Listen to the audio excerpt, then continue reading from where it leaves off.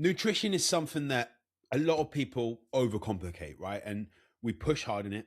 We want to get it right. And for some reason, we just keep changing things around.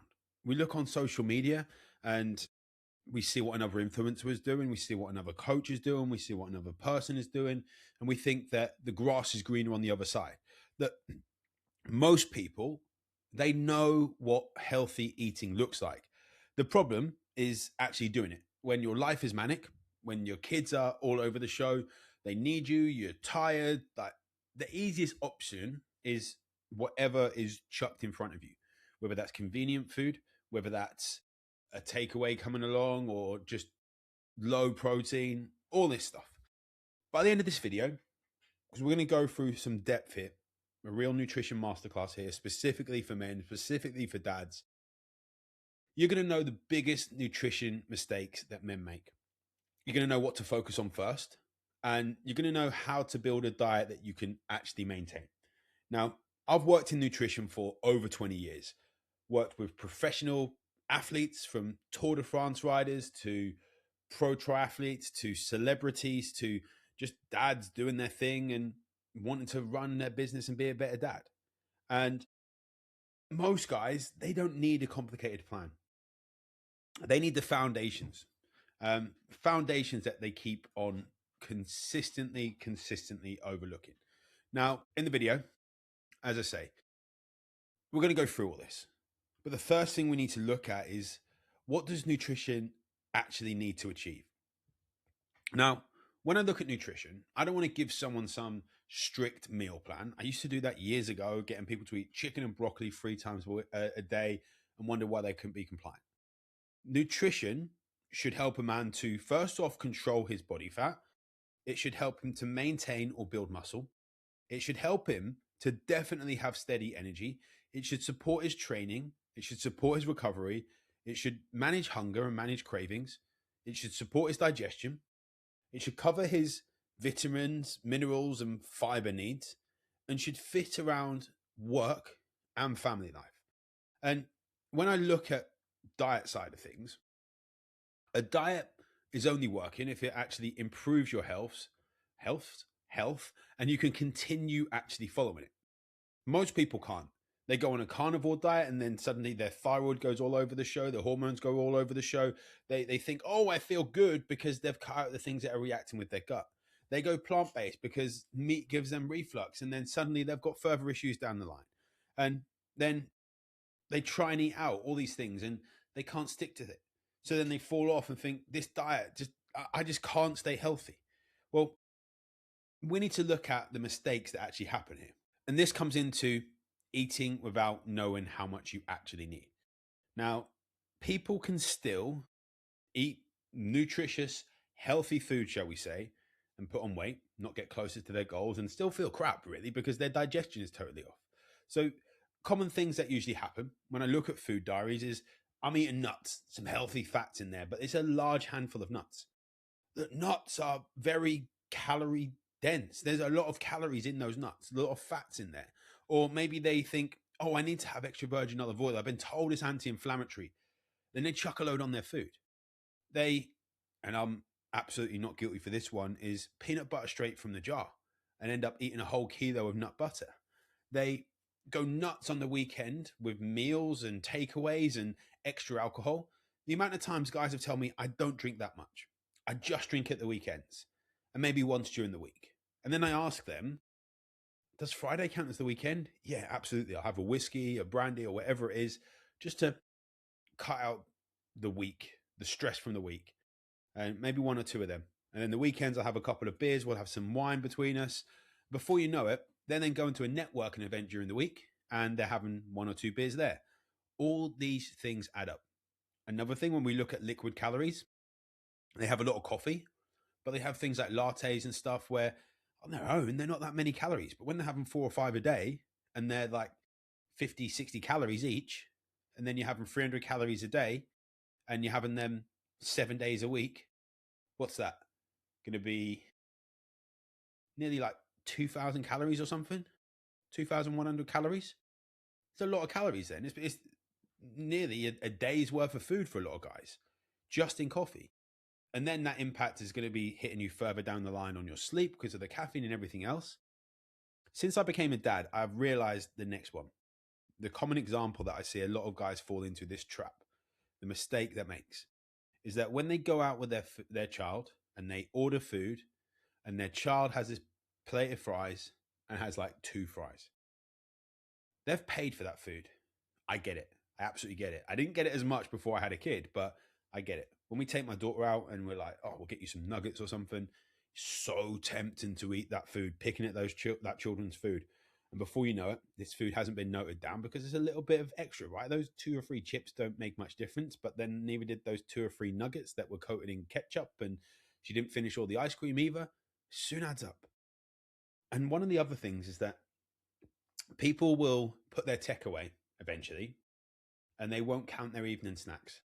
They'll have a couple of biscuits, they'll have whatever it is before bed, some cheese or whatever it is, something that's going to be just there, some extra calories.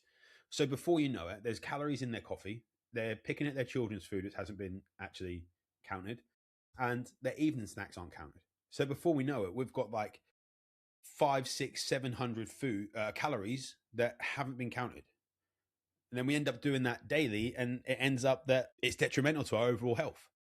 Healthy food still contains energy. You don't need to be obsessively tracking forever, but you need some understanding of what you're eating. I work with multiple guys that run multiple businesses. I ask what their KPIs are. I ask what their expenditure is. I ask what their profits were, what their turnover was. They know these numbers. So if we don't know our turnover, we don't know what our profit and loss is for our body, how do we ever expect to go forward? I would say track honestly for 7 days, including your drinks, including your sauces, including your oils, and including the weekends, and see how much further you get. Next mistake, not eating enough protein. Now, protein matters. Yes, we know for muscle retention, protein matters. It's one of the things where people are like, oh, I don't want to get too big, so I'm not going to have a protein shake. That protein shakes are really powerful for getting your protein needs met. Protein is needed for muscle retention. It's needed for recovery. It's needed to help you stay satiated for hunger signaling. It's needed to help you with healthy aging. And getting your protein needs in helps fat loss. If we look at a target, 1.5, 1.6 to 2.2 grams per kilo, that's a good place to aim at. Or if we look at 3 meals a day, 40 to 50 grams per meal for most men, and have a snack or 2 on top of that. So if we don't get the protein in, what happens is we usually rely on carbs and more processed carbs. So we get blood sugar mismanagement, up and down with blood sugar. We then don't get enough recovery from our workouts and more stress. And then all this then has an impact on our sleep, which then causes us to be more fatigued. And then we crave more foods. That we want to build a meal around your protein first. Then we can add everywhere else. So make sure you've got a massive fistful of protein on that plate. Add your veggies, add your carbohydrates in there. And you're going to start to move forward. You're going to start to get ahead. We need protein, we need fats, we need carbohydrates, we need fibrous carbohydrates as well. And the big myth that people have is that they think to lose weight, to lose fat, they have to cut carbohydrates. And we see influencer after influencer saying that the carnivore diet is the way forward. I mean, you can have berries and stuff on the carnivore diet, but ketone or this sort of stuff. Carbohydrates are often blamed for fat gain when the actual problem is calorie intake is too high. It's the bigger issue. Very low carbohydrate intake can leave a lot of guys experience things like low performance when it comes to their training.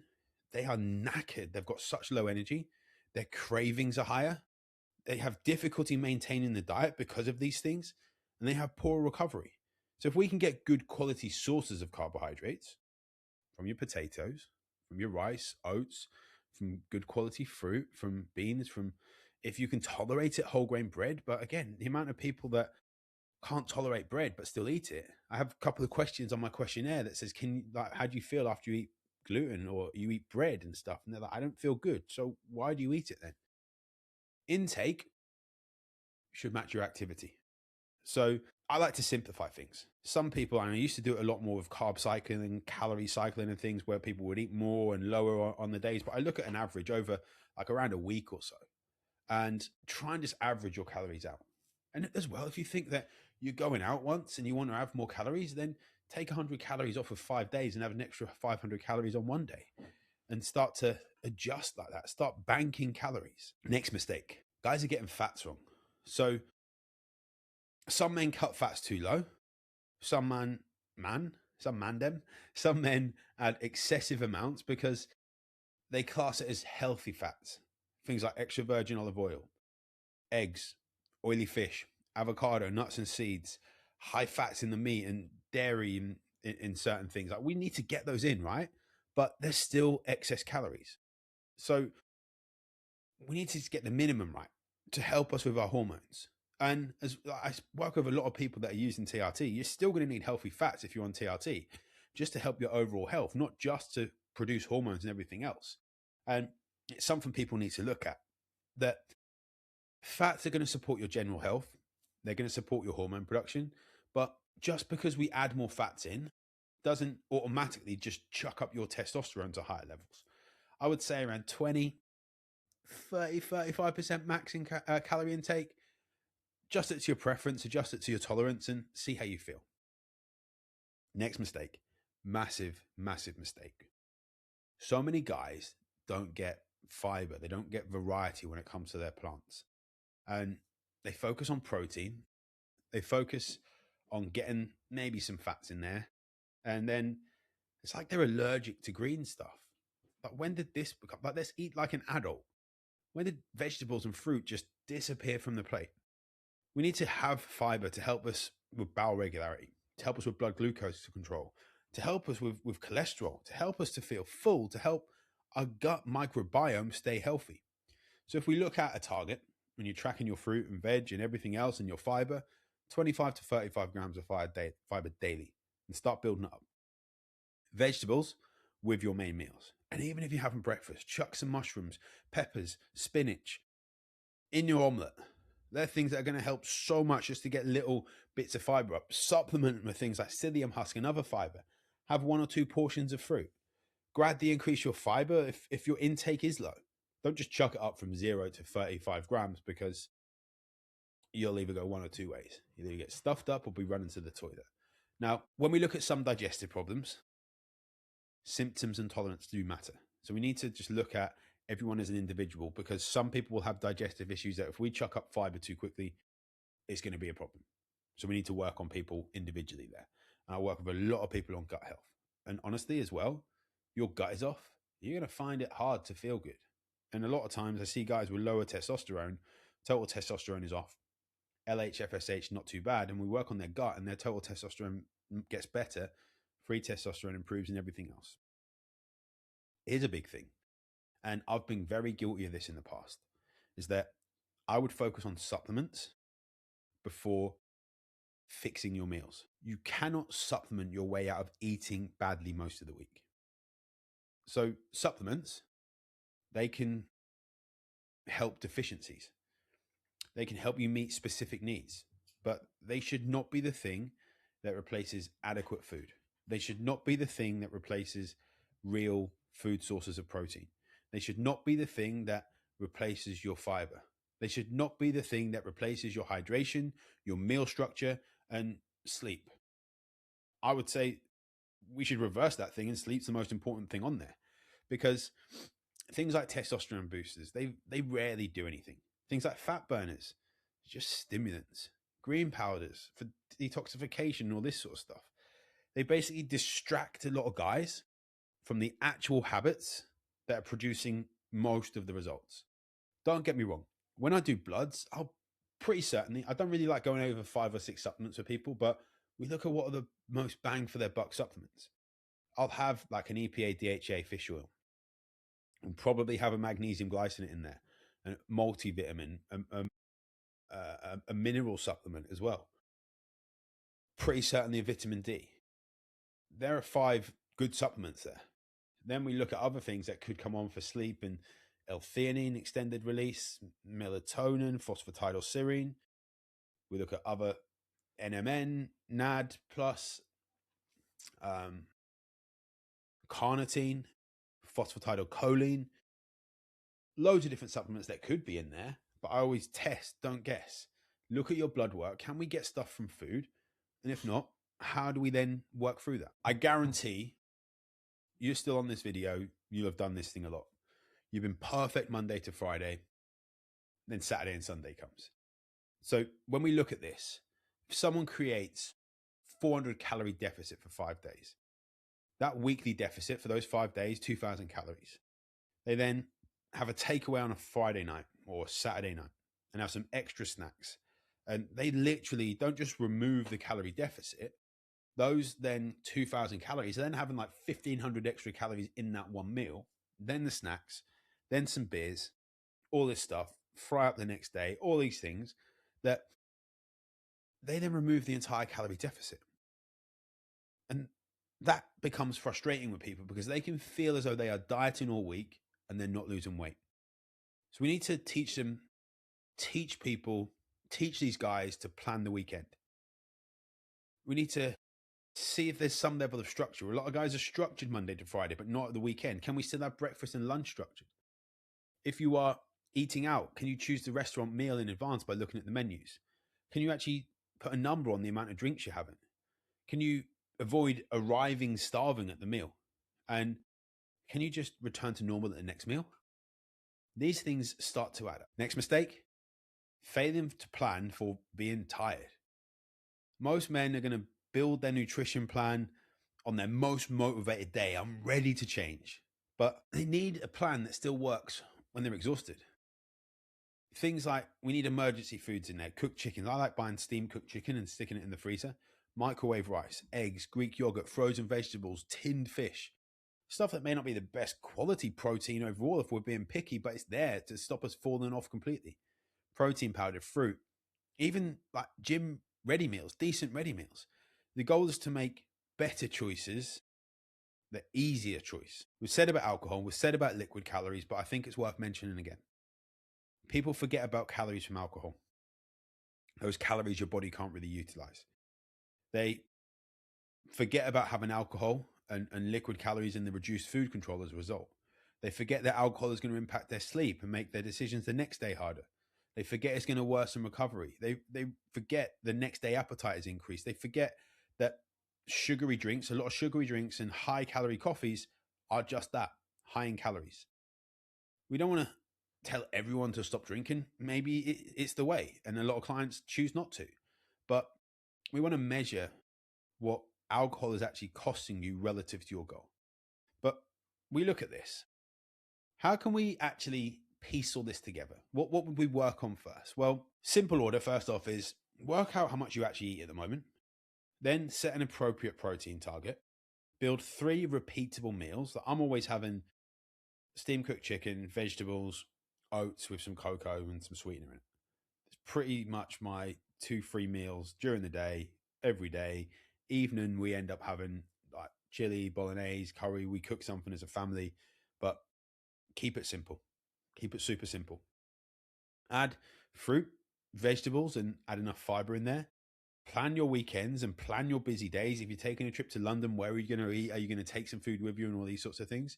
And keep adjusting based on your results. Review your weight, review your waist, review your energy expenditure, review how you actually feel, review your hunger after a couple of weeks. What I would say is I don't want everyone to eat the same amount of calories because everyone is different. Everyone has a different baseline. Everyone has different testosterone markers. Everyone has, or levels. Everyone has different thyroid levels, a different starting point. And protein, 1.6 to 2.2 grams per kilo of target weight. Fat, 0.6 to 1 gram per kilo. Carbohydrates, the remaining calories. Fiber, 25 to 35 grams daily. And with regard to fluid, enough to maintain a pale yellow urine. Like, don't skimp during training and high levels of temperature as well. We were watching a film the other day. We went to see The Odyssey, and it's like 2 hours 30 or 2 hours 45 minutes. And I was so surprised that so many people don't go to the toilet for it. I went like twice during it, maybe even 3 times. I can't remember. But it always surprises me when you go on like a 4-hour flight and people aren't going to the toilet. Just shows how dehydrated people are. Now, something that you could work on for the next 7 days. I don't want you to track everything you eat and drink. Do not change it first. And I tell people this when I'm working with them one-to-one. See your real starting point. Don't stop tracking your pizzas and McDonald's and all these sorts of things. If you're having them, track them, see exactly where you are. And identify some stuff. Tell me about it as well. Where does most of your protein come from? When do your cravings appear? Are they actually cravings, or are you dehydrated, or are you tired? What changes at the weekend? Which meal seems to cause the biggest problem? And what do you eat when you're tired? Your nutrition doesn't have to look impressive. It needs to work, not just when your week is going to plan, but when it doesn't. And that should help you so much. We don't have to overcomplicate this stuff. Hopefully that's helped you. Hopefully that's been beneficial for you. I'd love to hear some of the results, some of the things you're working on as this, any challenges you have, any questions you have, please fire them over to me. I'm here to support.